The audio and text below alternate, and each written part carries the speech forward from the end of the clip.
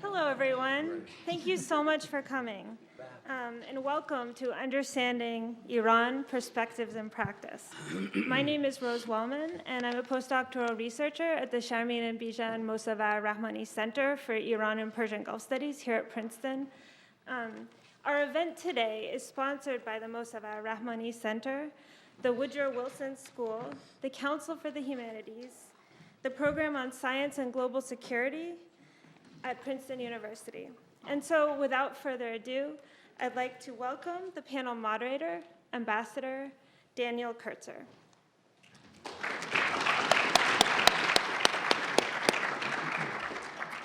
Hi, good afternoon. We've had the benefit over the past couple of years of several of these events in which we've had a chance to talk about U.S.-Iranian relations. We had one panel on U.S., Iran, and Israel.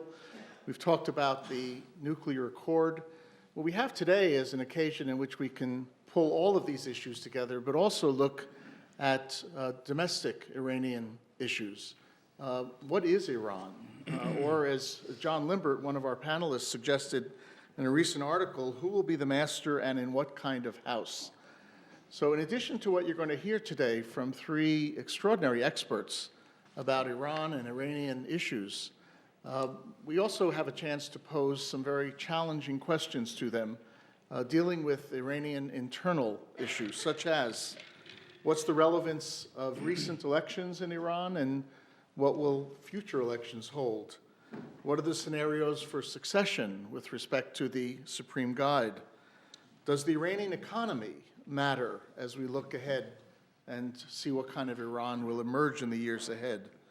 What's the balance of power between so-called moderates and so-called conservatives, or between the government, the Supreme Guide, the IRGC, and others? Do the quote-unquote people matter, as it seemed that they did back in 2009 and the Green Revolution? And more broadly, what are the factors arguing for or against internal political change and evolution within Iran?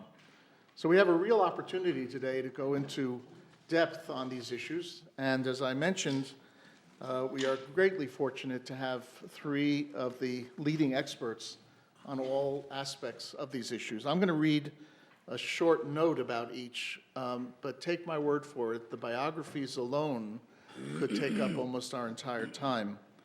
Our first speaker will be Laura Sikor, is a freelance writer whose work has appeared in The New Yorker, The New York Times Magazine, Foreign Affairs, The New Republic, and other publications.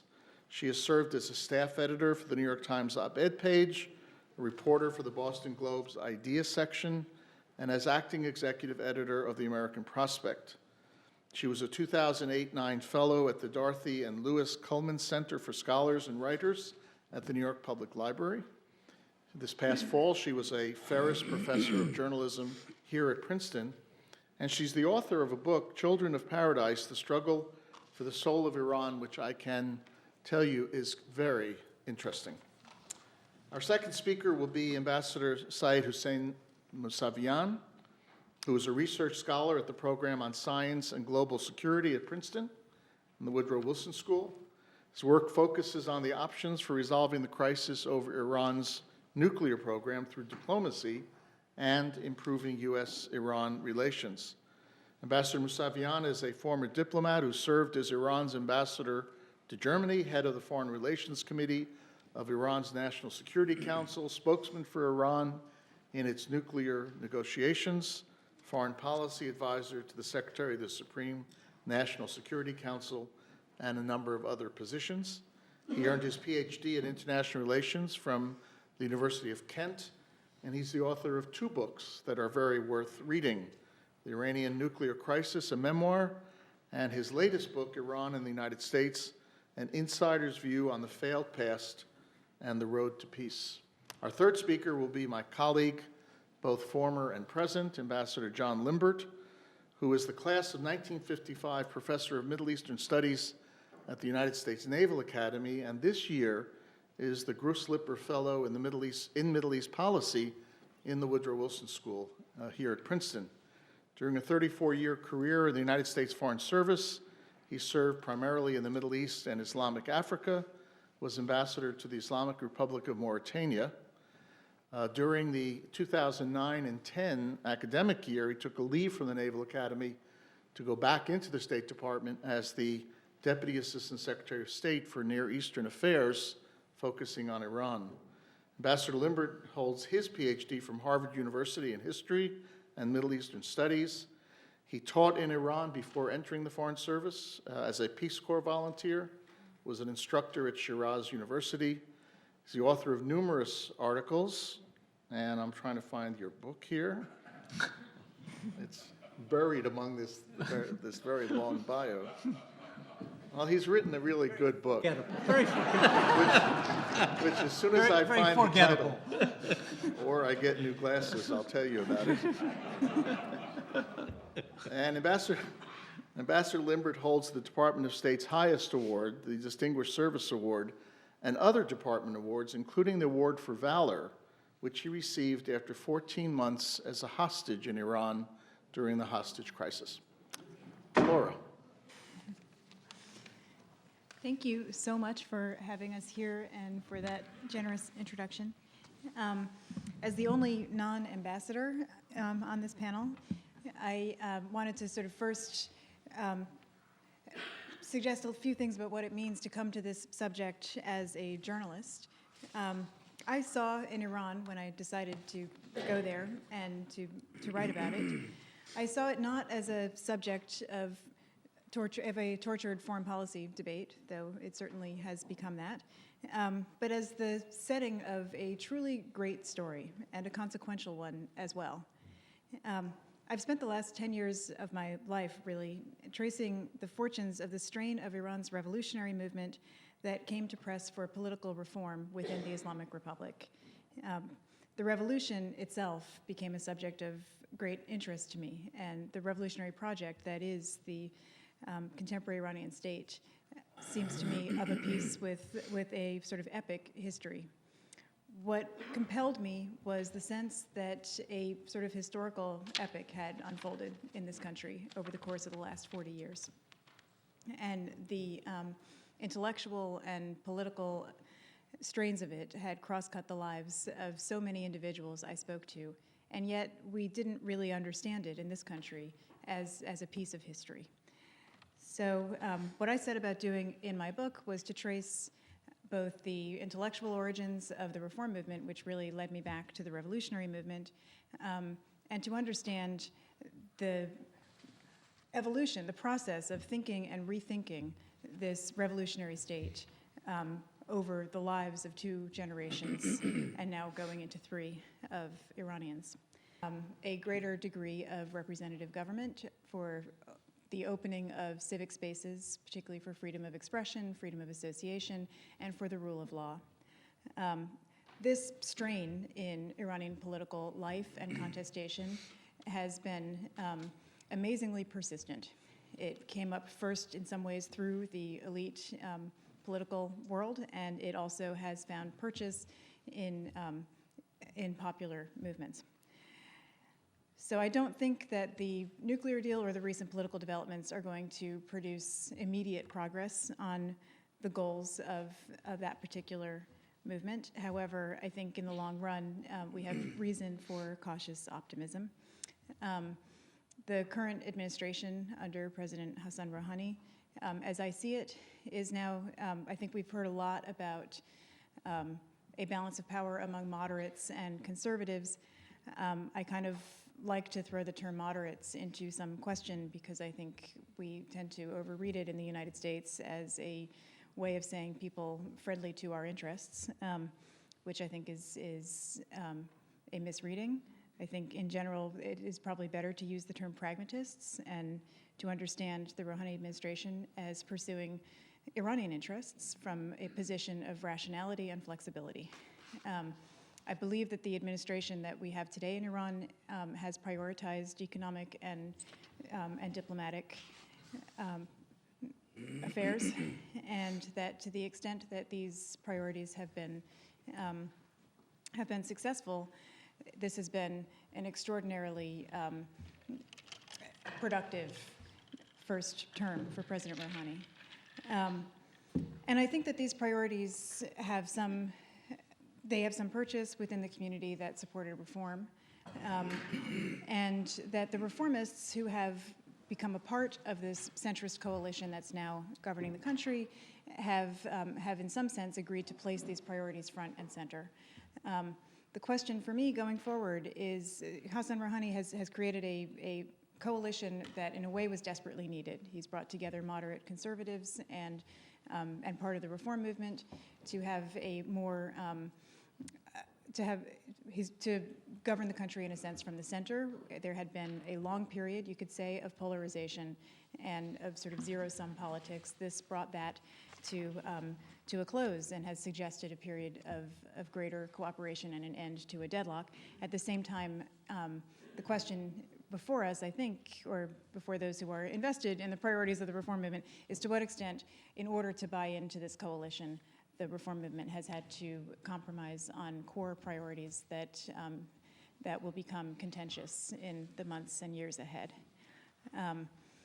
So I'm going to just stop there, but that's an overview. Okay, thank you. Good evening. I have been asked to discuss the Iranian nuclear deal after 1 year, the opportunities and the challenges. The deal has been described by the world powers of P5+1, the 5 permanent members of United Nations Security Council plus Germany, and Iran as a win-win deal. I would quote President Obama why the P5+1 considers the deal as a win. He said, the deal cuts off every pathway to nuclear bomb. And the deal contains most robust and intrusive inspections and transparency regime ever negotiated for any nuclear program in history.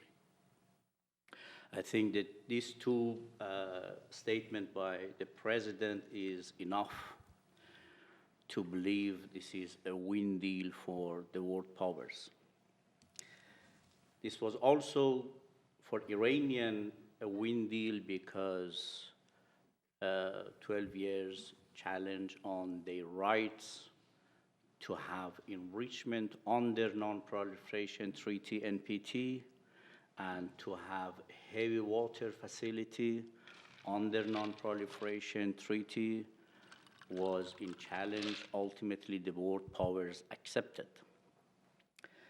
Also, the world powers accepted for Iran to have access to other peaceful nuclear technologies in medicine, agriculture, and every other field, like other members of Non-Proliferation Treaty, and ultimately the sanctions, unilateral, multilateral, international, nuclear-related sanctions would be lifted.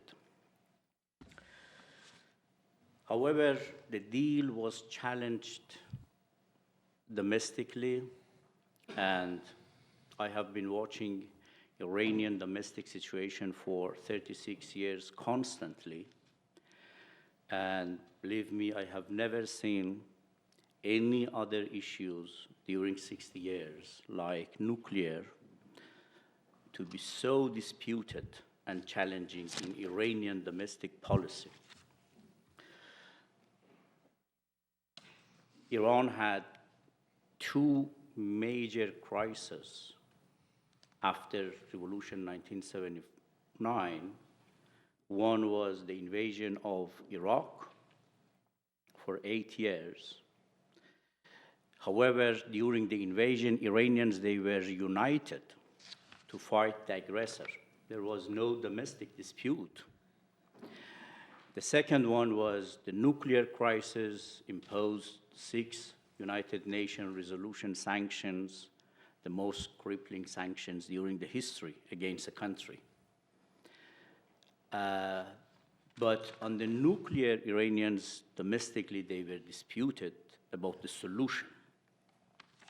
The critics their logic, their narrative opposing the deal was why Iran should accept measures beyond Non-Proliferation Treaty, NPT.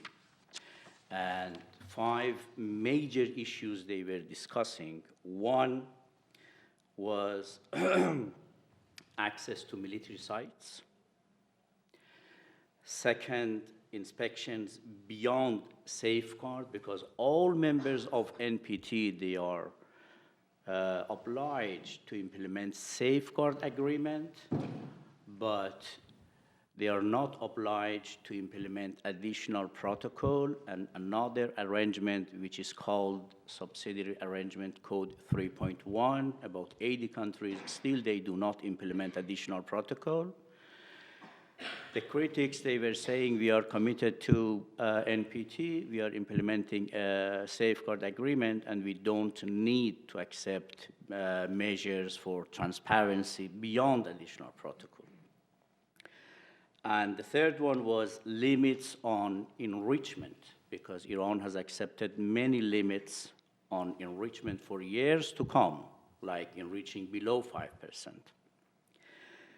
And the fourth was limits on heavy water, because Iran accepted to make technical changes to the current capacity of Iranian heavy water facility at Arak, which produces 10 kilograms of plutonium per year.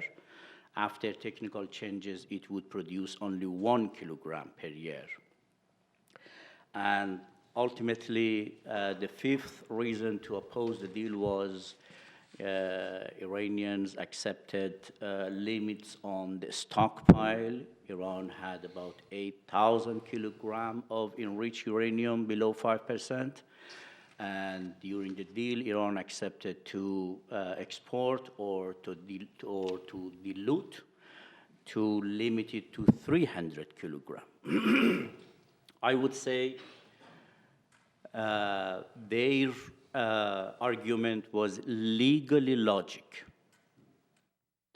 but politically it was impossible to reach a deal without these limits and without these intrusive inspection measures. Under NPT, you can enrich to 100%. And it's clear that the world powers would not have accepted Iran to enrich to 100%. Therefore, for some years, as a confidence-building measure, Iran had to accept such a limits like below 5% in order to convince the world powers Iran would never seek nuclear bomb. The second point domestically on Iranian issue is about the crisis management. Although it was extremely complicated political domestic issue in Iran, at the end, the Iranian leadership was successful to manage perfectly, because the parliament ultimately approved, the National Security Council ultimately approved, the administration approved, and the supreme leader, which is the ultimate decision maker, also approved. Therefore, the 4 major institutions, power institutions of the country, they all approved. Therefore, we can say it is a kind of domestic consensus approving the deal. While you were noticing the American domestic situation, President Obama could not convince the Congress to approve the deal. And the next point is about the warriors. Although the deal is done, although we had a lot of challenges before the deal, still domestic challenges continues after the deal in Iran. The first warrior is the Iranian administration who signed the deal. You would be surprised. Those negotiated the deal, they are very much worried today. All worriness is about whether the US would respect its commitment under the deal or not. It is not, they are not worried about Europeans, they are not worried about Russia, they are not worried about China, They are only worried about the US. One reason is because of US Congress have introduced continuously after the deal sanction legislations in order to undermine the nuclear deal. The other reason to be worried is about the statements by the presidential candidates of the United States. All Republican candidates, they have publicly said that they would tear up the deal the first day they are in the office. Therefore, Iran really does not know whether the US would be committed to the deal after election or not. The third reason is the dispute over missile test. There is a consensus between P5+1 that Iranian missile test is not in violation of the nuclear deal. There is no doubt. There is a resolution 2231 saying that Iran would not engage in ballistic missiles designed to be capable of delivering nuclear weapon. Iran does not have nuclear weapon. And therefore, the missiles has nothing to do with nuclear weapon, delivering nuclear weapon, because Iran does not have nuclear weapon. Here, there is a dispute. Russia, China, they believe it is not in violation of the resolution, United Nations resolution. American, Europeans, although they say it is not in violation, they say it is against the spirit of the nuclear deal. The next is about financial transaction in dollar. The US still, after months, the deal is done, implemented. The US has not been able to manage Iranian access to a financial transaction in dollar. And here you have read a lot of news in Washington fighting over this. But Europeans are complaining, Chinese are complaining, Russians are complaining, everybody is complaining why the US is not implementing its commitment on the nuclear deal, because Iran should have access to financial transactions in dollar. And ultimately, the Iranian administration, number 5 is they are worried if, or the US would try to obstruct Iran's economic, industrial, political engagement with the world. You have seen a legislation by the US Congress, visa waiving legislation punishing any other Europeans which they have traveled to Iran after 2011. And ultimately is about the Iranian public opinion. Still, majority of Iranian public opinion, they support the deal. However, the polls after the deal showed 45% of Iranians, they were optimistic the US would implement its commitment. Today, this figure has increased to 29%. Therefore, Iranians, they are losing, actually, their confidence on the US, whether the US would be committed to the deal or not. Right after the deal, polls showed the deal would help Iranian economy 54%. Now, because the problems with the US, the latest poll by Maryland University shows it has dropped from 54% to 46%. Therefore, the administration is worried about the public opinion losing trust on the nuclear deal. The second fractions are worried are Iranian principalists or conservatives. In the West, you say conservatives. In Iran, they say principalists. The principalists actually are worried because, first of all, they are afraid the deal would lead to US influence in Iran, would open up cultural, economic, social relations. And this would help the US influence in Iran. The reason they are worried about the US influence, because the principalists still, they believe the final objective aim of the US is regime change in Iran. The second reason they are very much worried is about Iranian defense capability. The US is continuing, and the Europe continuing export of billions of dollars of sophisticated conventional arms to Iranian neighbors, at the same time putting all pressures like the missile on Iranian defense capability. Therefore, the principalists, they believe the US is going to weaken Iran or to keep Iran weak and to empower the neighboring Iranian countries in order to make it possible another attack against Iran. The third worry they have is about broader cooperation between Iran and the US, whether Iran and the US would go beyond nuclear deal, like regional cooperation on the regional crisis.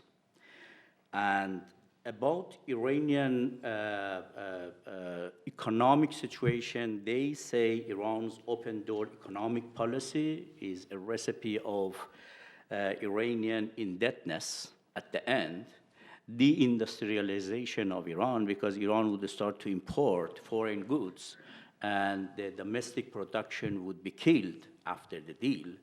And ultimately, this would lead to Iranian dependence to the West or world powers like Saudi Arabia, which they don't have any economic independence.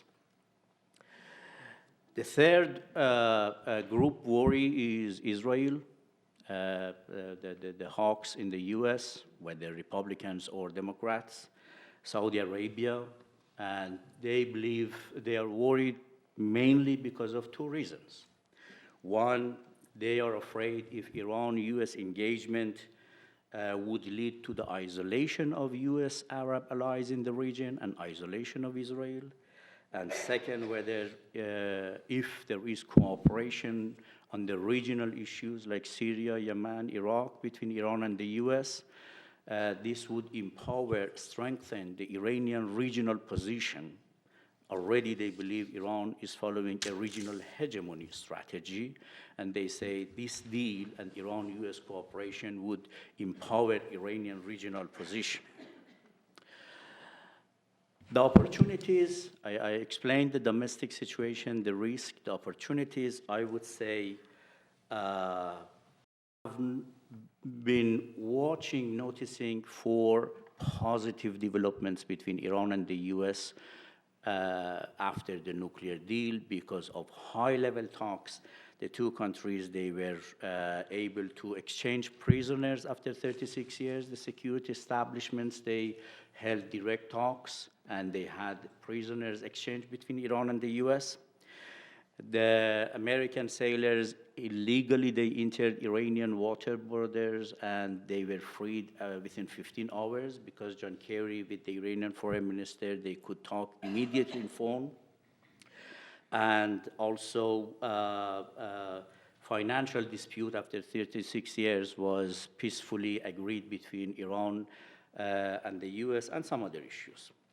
The second, therefore, I would say the first opportunity is not about Iran-US relation in coming years, is about easing the tensions between Iran and the US if the current engagement policy continues. The second possibility, as President Obama said, about all pathways to nuclear bomb would be completely cut off. Imagine if the principles of Iranian nuclear deal would be regionalized. If the regional countries, they would accept the same principles, this would be practically ending to nuclear weapon-free zone in the Middle East. President Obama 7 years ago in Prague said the US policy is world free of nuclear weapon.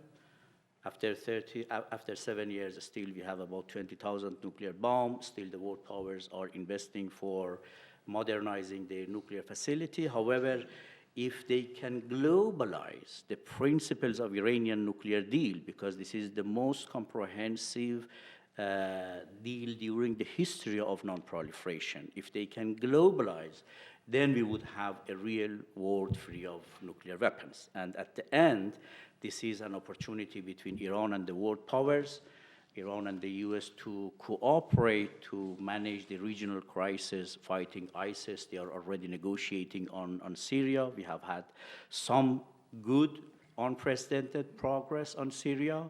And if the current engagement continues, I think this could be another opportunity. Thank you.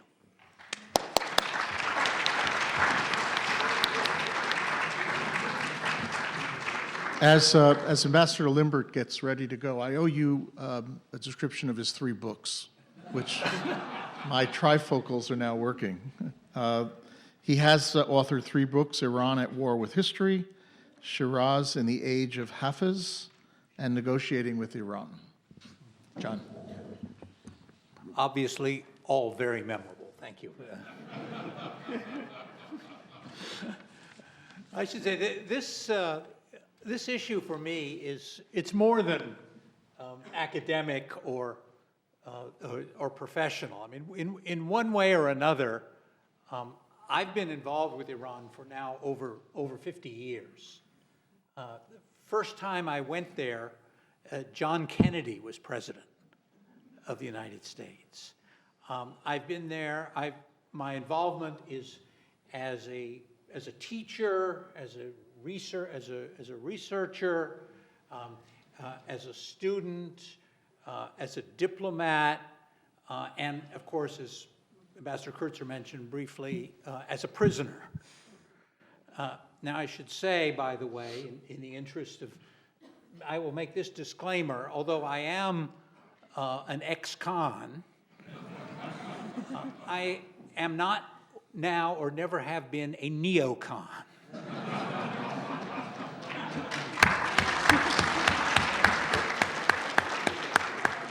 Now, Ambassador Kurtzer, in his very kind introduction, used the word expert. It's actually, to be an expert on Iran is fairly simple. You have to be able to say 2 things. One is, I don't know.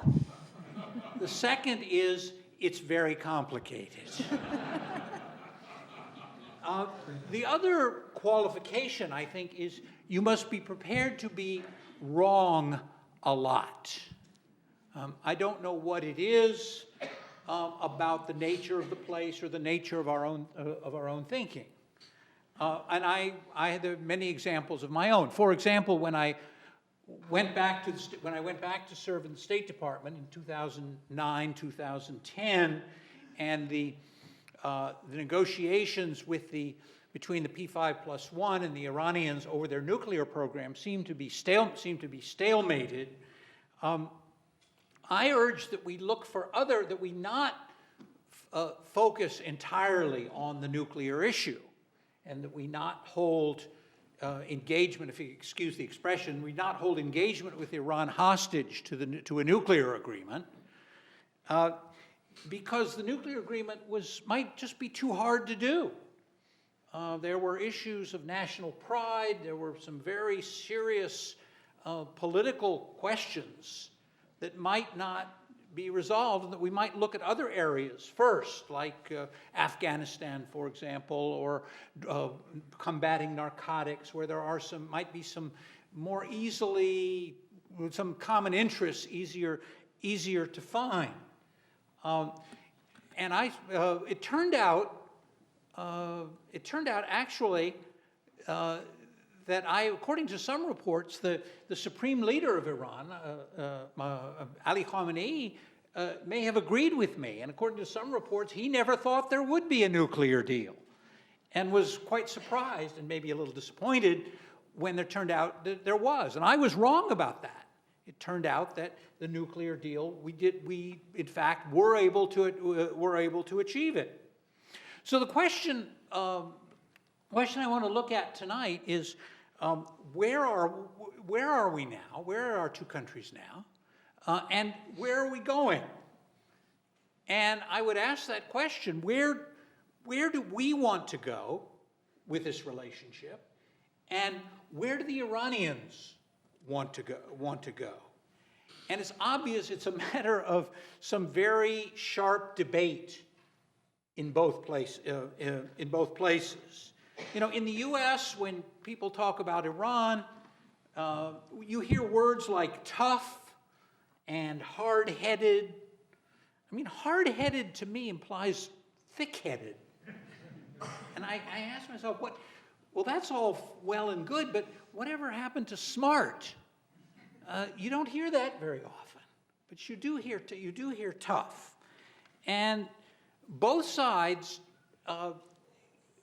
seem to be competing in insisting that the recent nuclear agreement has no larger implications for relations, that there's nothing beyond it.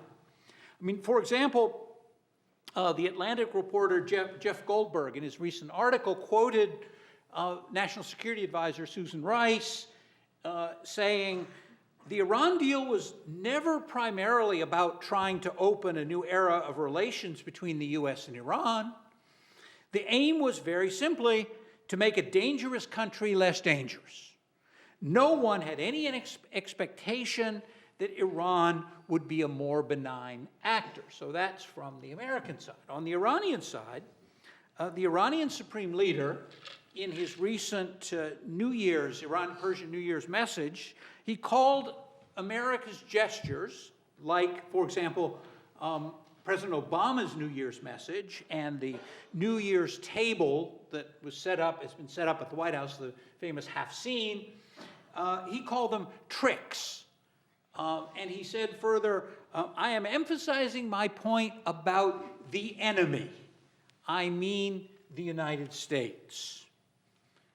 Now, these statements to me raise a question. Do both sides have the same speechwriter?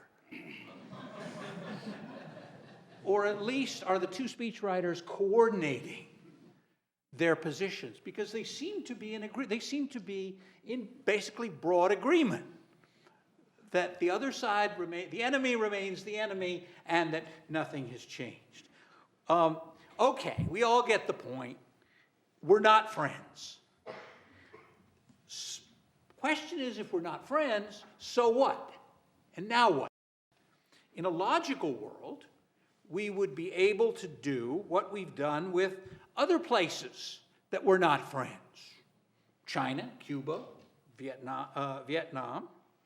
We find areas of common interest and acknowledge differences where they exist.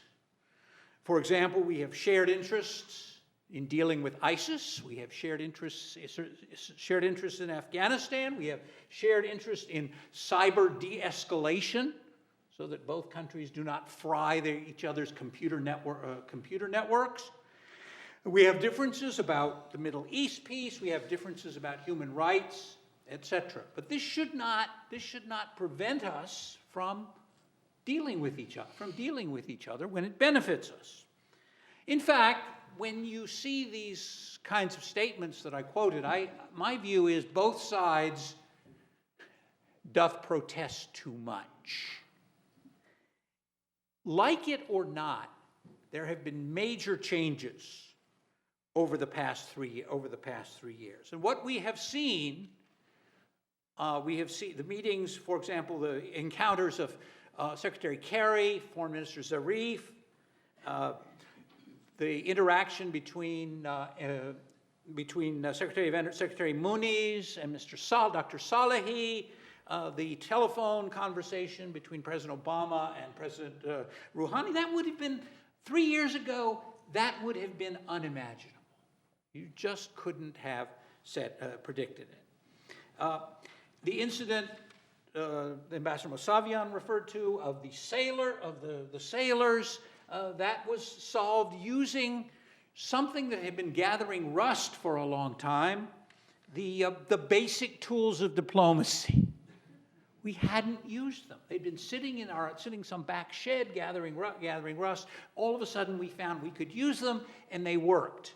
If you noticed, when that happened, certain political figures in this country were licking their chops and screaming, hostage, hostage, hostage, just waiting for it. But it changed. It had changed. Okay, I would not minimize the importance of this new phenomenon, this new ability to talk to each other, beyond the hostile rhetoric, beyond the statements, even if we're not friends. Because what's the alternative? Well, the alternative, and I leave this thought with you, what happens when two states, two people, two neighbors don't talk to each other over an extended period of time? Here's what happens. The other side becomes simultaneously superhuman and subhuman. What do I mean by that?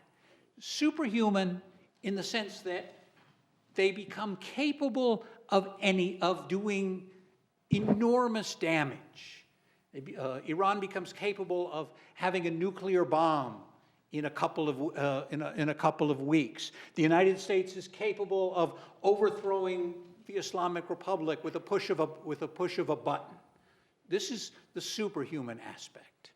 The subhuman means that not only are they capable of doing all these evil things, they will do these evil things because they are not restrained by any consideration of morality or religion or decency.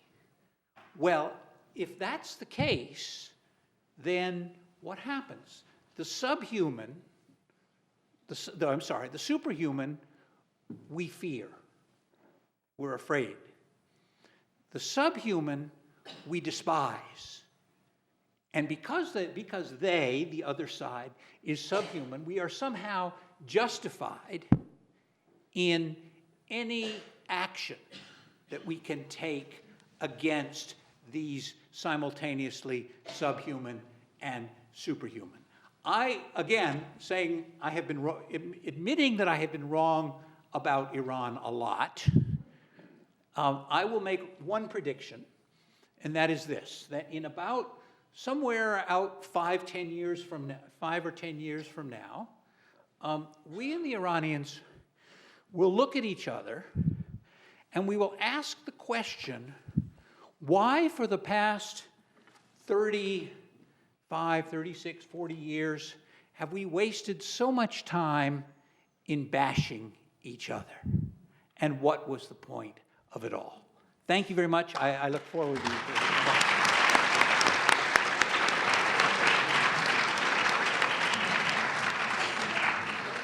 Okay, as is our custom, we would invite questions from the audience, and we'll start with students that get precedence for asking questions. When the students get exhausted, we will then turn to the community. But I will take the prerogative of the chair to pose the first question, if I might.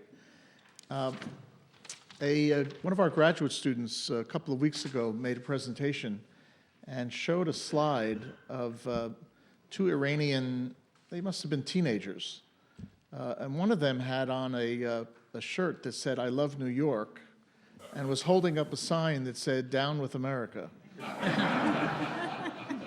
Now, Laura, you wrote a book about the soul of Iran, and Hussein, you are the soul of Iran.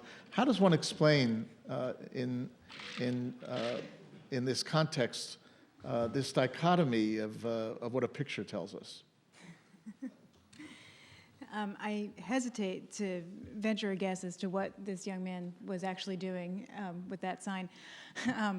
But one thing does sort of jump to my memory, which was when first time I went to Iran, I was interviewing a student activist, and he said to me, I know that in the United States, you all think that we hate America, but it's not true.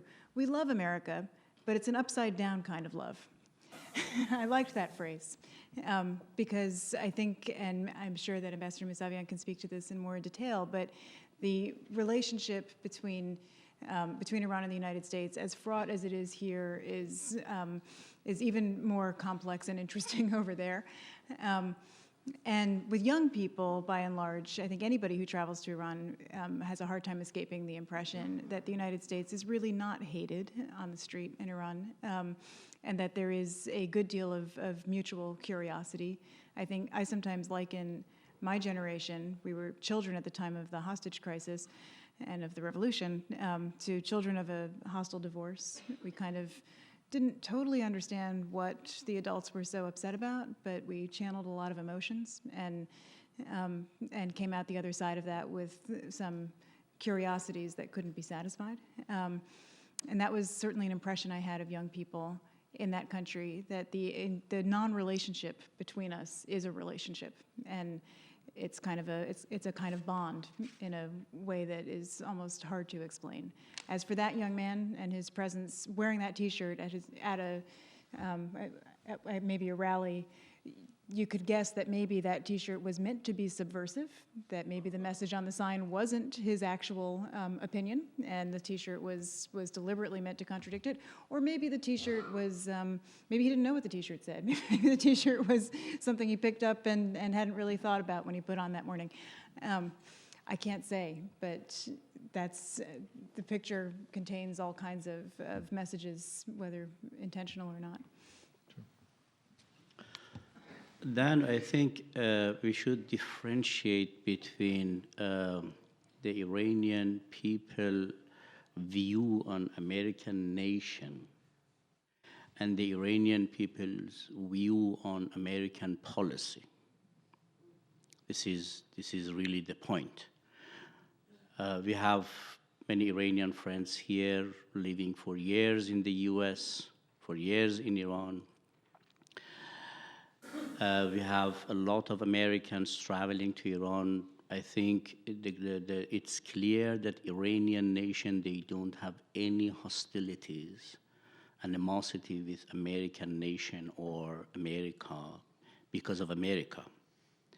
We have thousands of Iranians, they have been educated in American universities, now are working in Iran. We have over 1 million Iranians, perhaps up to 2 million Iranians are living in the US. The US, American Iranians. However, Iranians, they have problem with American policies. US is sanctioning Iran, the nation should pay the cost for the sanctions. It's clear they don't like it. When the US is threatening Iran to attack Iran, they don't like it. When they hear the US, Israelis, they are engaged in assassination of Iranian nuclear scientists, they hate it. When they see double standard US policy on human rights with Saudi Arabia with zero democracy, while Iran has a lot better situation in democracy, they are very, very clever nation, educated, really sophisticated. Therefore, they do not like American policies, but they have no hostility, animosity with the US as a country or American nation.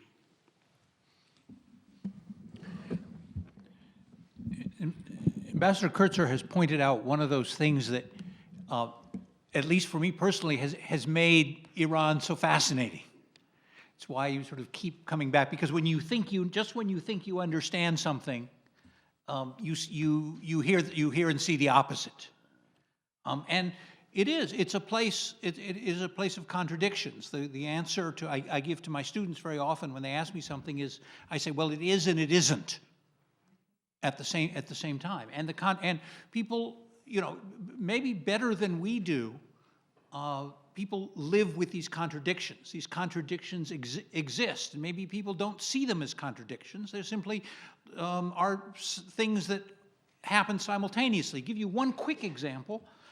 During the days when President Ahmadinejad was in office and making his most outrageous statements, anti-Israeli statements about and denial of the Holocaust.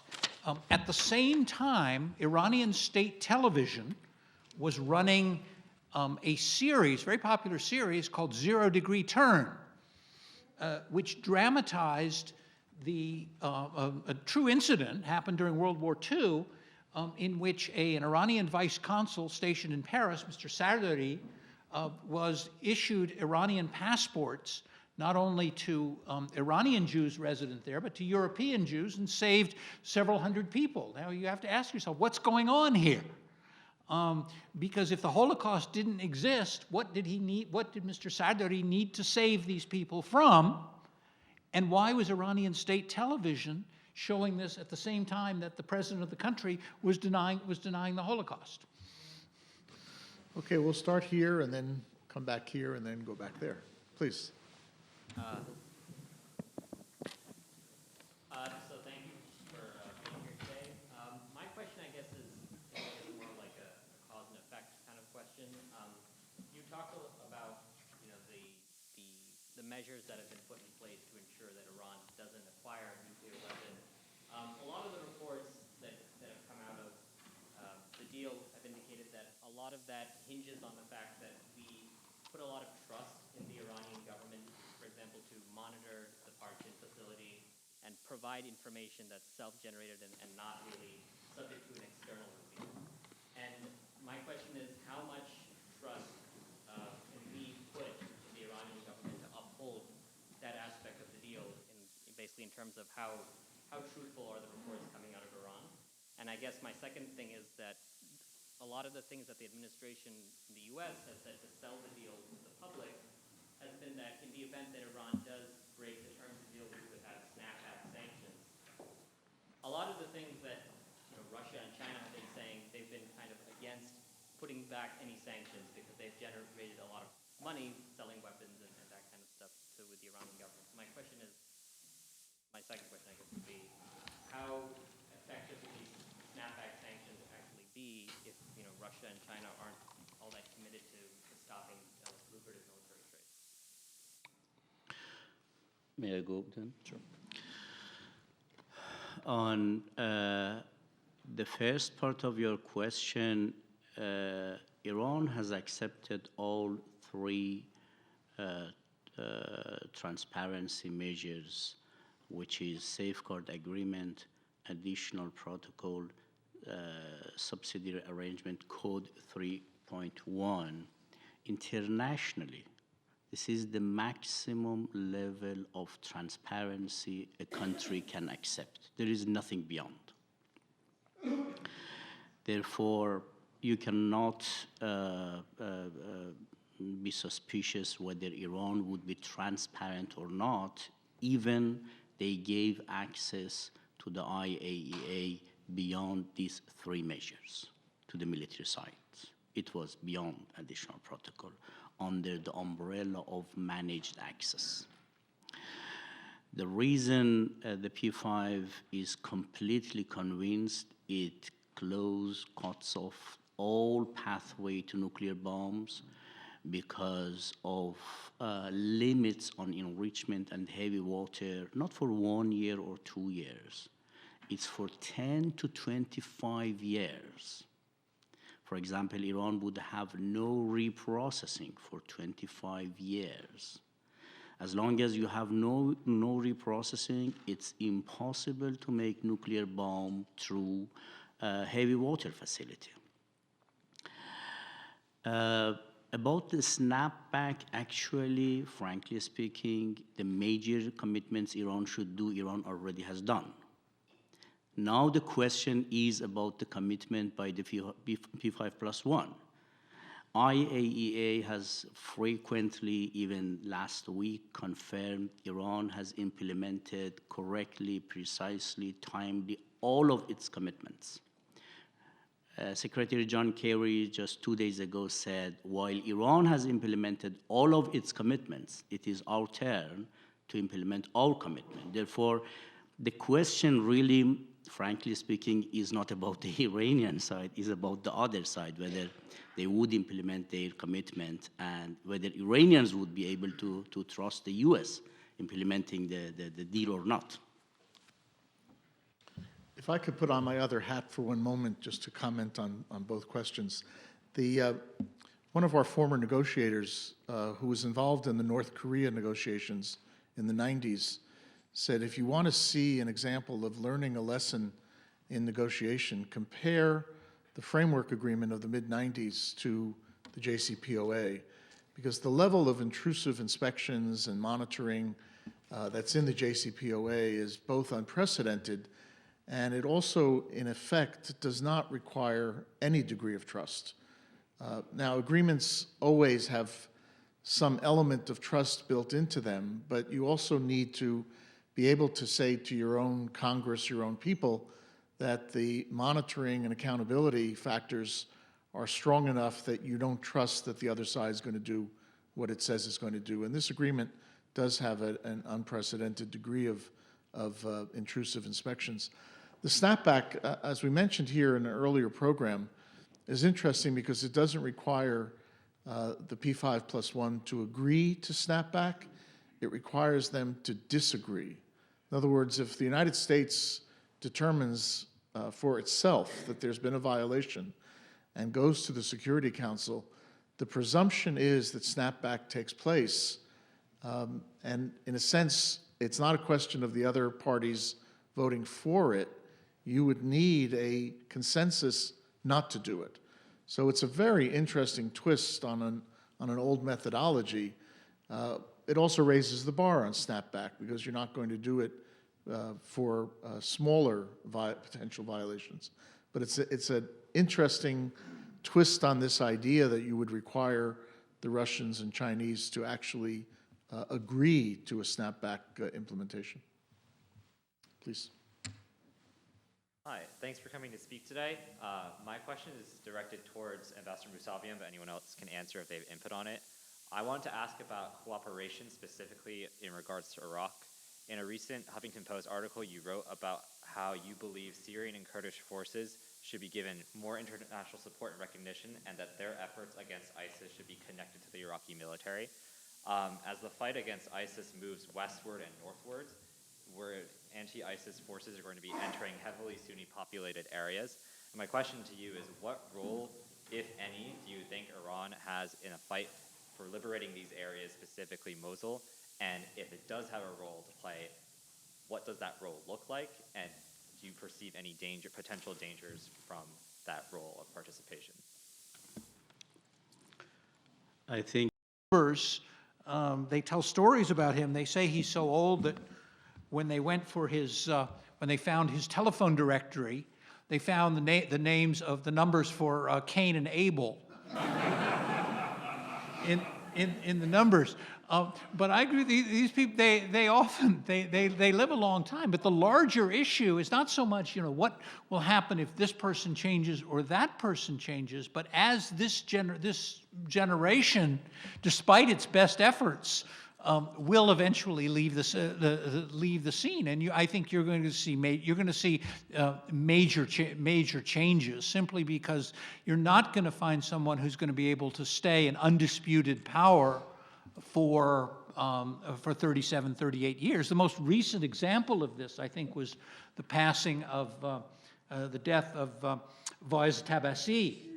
Faiz Tabbasi was appointed to run the endowment of the shrine at Mashhad by Ayatollah Khomeini in 1979. He died just last month. So for 37 years, he was the feudal lord of this vast province and rich province of Khorasan. Well, you're not going to see that anymore. And as these people leave, you can say, I think maybe you can say with certainty, something's going to change. You can't keep the same system going when this group is gone. There are some things common to our two countries. It was said about Huey Long when he passed away, he wanted to be buried in Louisiana so he could stay active in politics. So.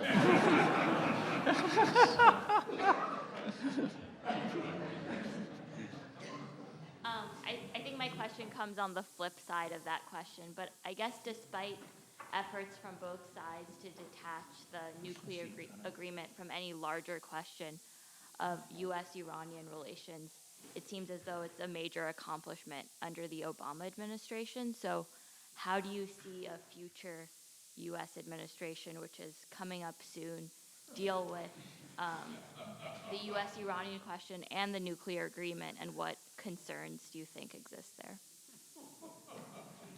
Go ahead, John, this is yours. Well, we talk about, being an expert on Iran, but about being an expert on America. How are you going to predict, how are you It's going more to... difficult than Iranian It issue. really is, it's difficult. Here's my, I'll talk from my personal experience, which was back in 1980, 81, when Jimmy Carter was negotiating the agreement that got us out of Tehran, at that point, his rival, Ronald Reagan, denounced this agreement in very strong language. Once he was sworn in, once he became president, he looked at it and he said, "Never mind, it's okay. It's okay." Now, I personally was very happy about that, because otherwise I thought, he tears up the agreement, I have to get on a plane, go back to Tehran. I knew something like that would happen. But the issue, who knows? But there's a bigger issue in our own politics, I think, which is presidential prerogatives. If I don't care whether you're a Democrat or a Republican, you come in and you tear up an agreement made by your predecessor, you've just undermined your own position and your own credibility and your own ability to negotiate an agreement. Because if you start tearing up agreements your predecessor have made, you've struck a huge blow against executive power in anyone's hands, Democrat or Republicans. So my thought is, whoever comes into office is going to will have to think long and hard before tearing up an agreement, assuming that agreement has held for the most, part. Now, there is another candidate which might be a little harder to predict, what he or she might do, but give it the probability that no president is likely to undermine his own position and his own ability to negotiate an agreement. And this is another reason why the U.S. needs a supreme leader, to continue. Needs what? Supreme leader. We have a candidate for one, don't we? I think we do. I just wanted to add to that. I think it's also, you can look at both of these countries and see that to some degree foreign policy moves slower than other realms of policy when you have changes in administration. And while we do have, in some ways, the Iran deal is, because all along the way it was so contentious in this country, there is reason to be concerned that it would be subject to changes in political winds.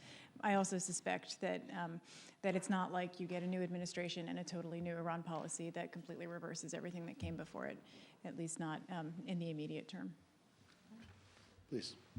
Hi, I just had a question about the economic issues, actually. Given the changes in the international relationship with Iran, what do you foresee for Iran's economy over the next 5 to 10 years, specifically in terms of the growth of the economy and specifically in the construction sector?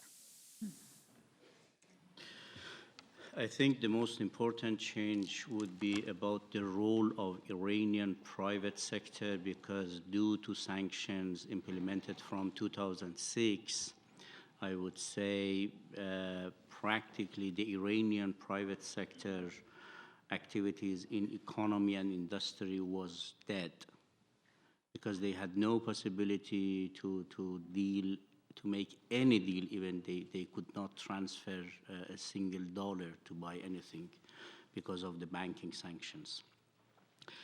Now, unilateral sanctions on the nuclear, multilateral, European, American, United Nations sanctions are going to be lifted. We would have opening for Iranian financial institutions, sanctions, financial institutions, banks, to restart the normal financial transactions And this would lead, I believe, to decreasing the role of state and state institutions on Iranian economy, and to empower, strengthen the role of private sector.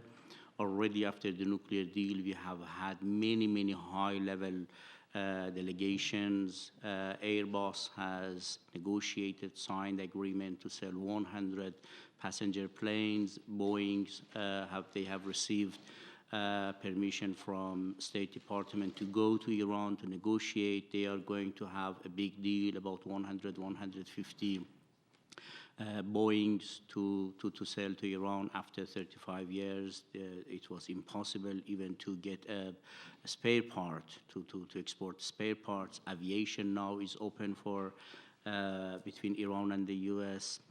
The European auto industry, from Mercedes to Volkswagen to Renault, Peugeot, they have all signed big agreements for investing in Iran, because it is not only Iran issue. The countries, they are looking to the region globally. They see the situation in Iraq, Syria, Yemen, and all really is a mess. And even the situation in Turkey is vulnerable. They know the situation in other countries like Saudi Arabia would be soon vulnerable. Everyone understands. Therefore, when they see Iran, a country after 35 years, the most draconian sanctions, pressures, Kuwait war, military war, sanctions, after everything, is now, if not the most stable, one of the most stable countries with 80 million population. They are counting on this economy in the Middle East to make business. That's why we have had tens of billions of dollars of agreement between many countries, from Japan, from South Korea, from Europe, and now Americans. I think the biggest deal would be after revolution between Iran and Boeing. Can I add to that also? I think we should, again, look for slow change on the economic side in Iran. There can be no question that the lifting of sanctions will ultimately redound to the growth. But in the short term, I think from everything that I'm hearing from Iranian economists and those who specialize in the Iranian economy, my sense is that there are structural issues that need to be addressed that predate the sanctions as well, and some of those have to do with the structure of labor and the use of a lot of contract workers and unemployment that's relatedly quite high, and hopefully some of these kinds of new arrangements that Ambassador Mousavian speaks of will help to grow employment in Iran. But I think one concern for the current Iranian administration will be managing expectations, because change is likely to be slow and require some policy adjustments too. Our final question. Jeff Larendi, second-year student here, but that was 40-some years ago. We've talked already about the Republican presidential candidates having taken fairly dramatic positions on even the existing Iran nuclear deal, but Iran emerged a little bit as a kerfuffle on the Democratic side.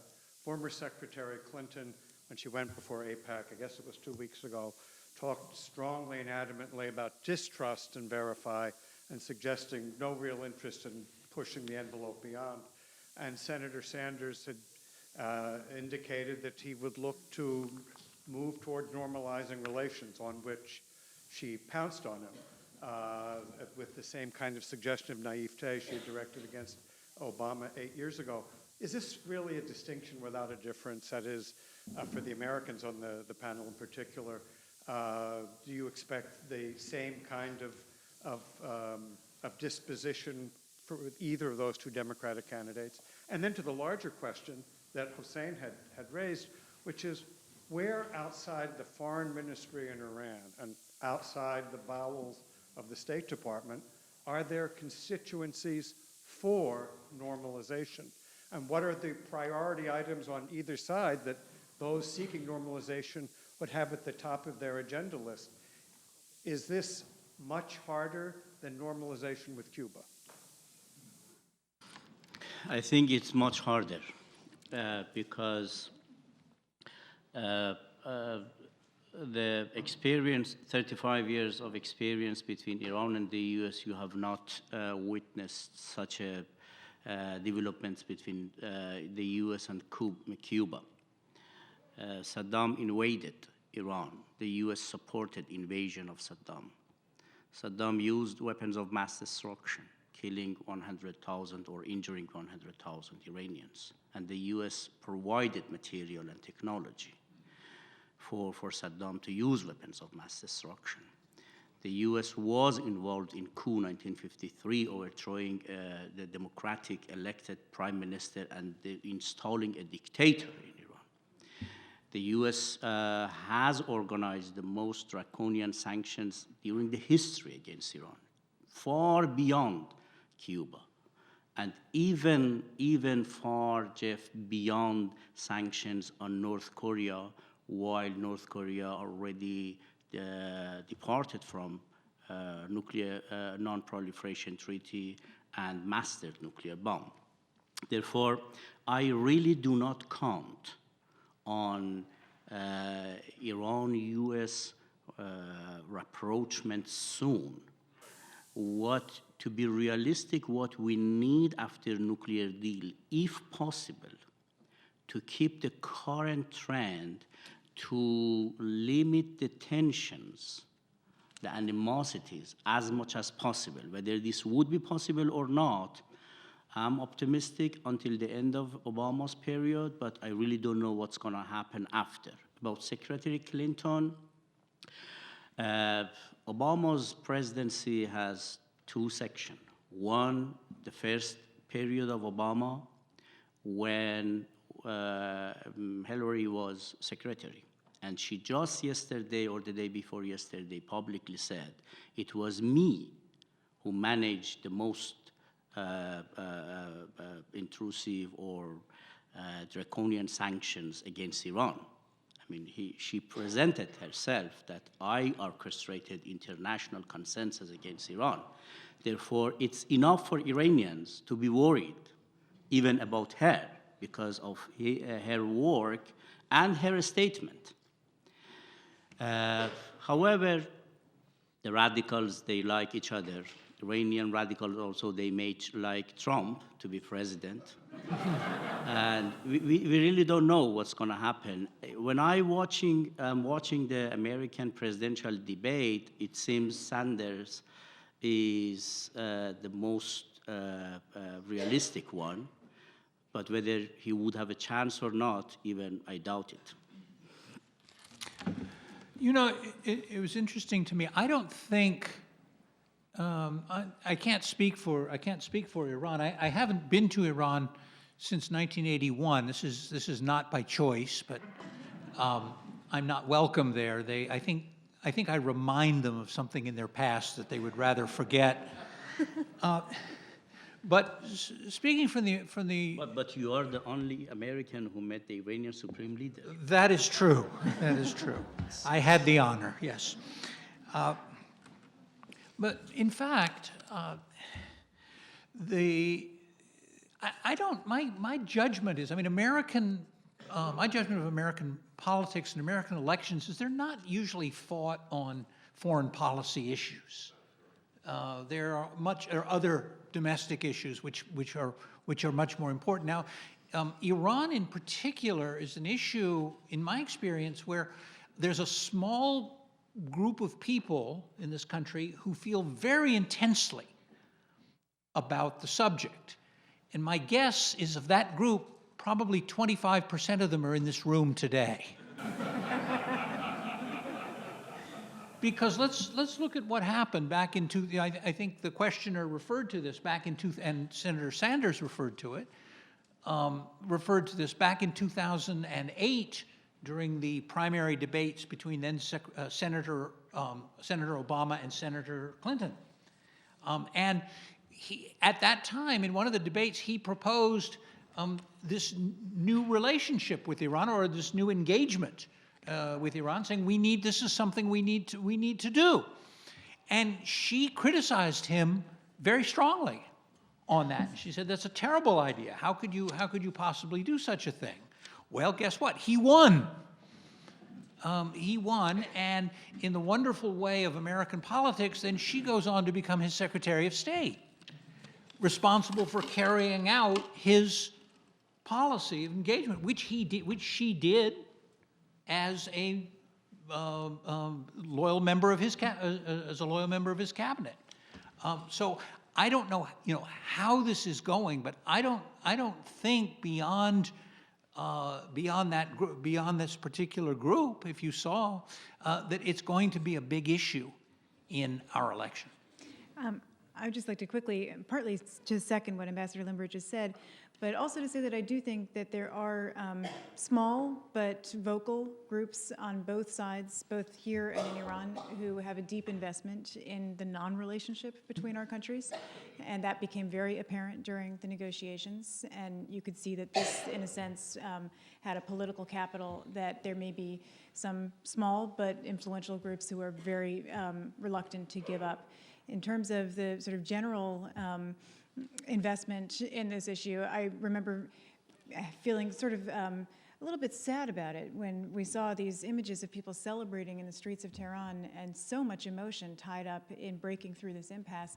And I was at that time in communication with a friend who was close to the Iranian side and asking questions about how this was being received in the U.S. And the truth was silence. There were very few people who even felt that they understood the issue well enough to have an opinion about it. So that's something that is in some ways a danger to the future of that relationship, because there isn't such a popular investment in its future. But at the same time, it also should be a little reality check as we those of us who think so much about Iran, place it at the center of our view of the future. Please join me in thanking our panelists. This was great. Thank